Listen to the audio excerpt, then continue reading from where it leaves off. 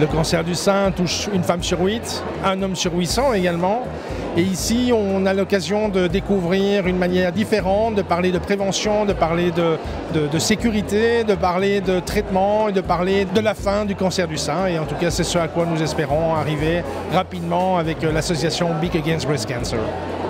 Cette exposition était vraiment l'occasion à la fois de manière artistique, ludique, de mettre le doigt sur un problème essentiel, la prévention, mais aussi les chances de guérison. On m'a constaté un cancer du sein, stade 3. Je ne sais pas très bien ce qui s'est passé, mais en 3 semaines, j'ai cru mourir. En fait, j'avais peur parce qu'on ne parle pas assez du cancer du sein. On en parle, oui, dans la presse, quand quelqu'un en décède. Il est important pour moi de parler du cancer du sein ouvertement, d'une manière positive, joyeuse, humoristique, pour ne pas faire peur aux femmes.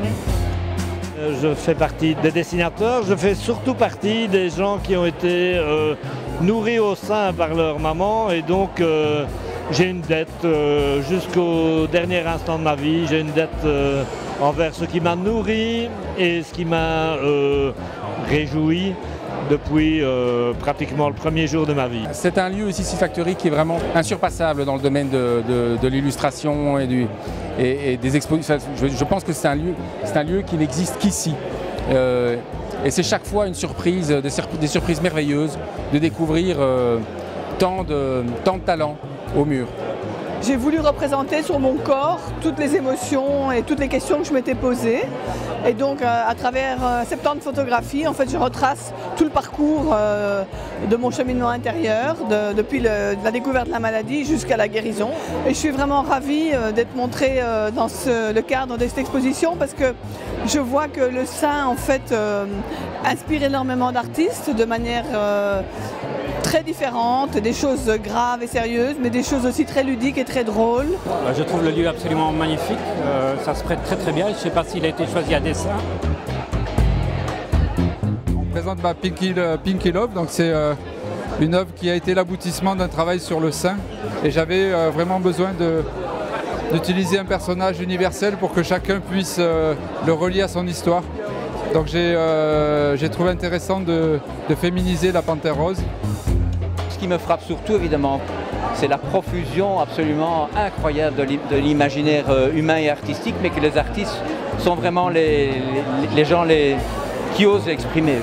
Je vais simplement rajouter un petit bémol par rapport à une des œuvres qui est exposée, c'est que je trouve que c'est vraiment faire trop de bonté à Trump que de le gratifier de deux seins à la place des yeux. Il y a plein de monde, comme d'habitude. Je viens plus ou moins à tous les vernissages des expos.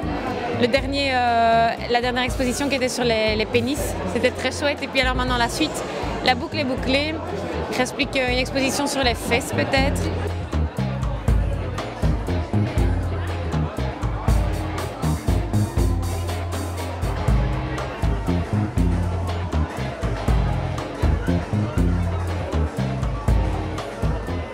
Comme chaque fois à la Seed Factory, on met en avant l'illustration. Et donc ici, c'est l'occasion, sur des expositions thématiques, d'inviter un maximum d'illustrateurs, de talents belges, mais aussi des talents qu'on repère à l'étranger. Il y a des Français, il y a des Espagnols.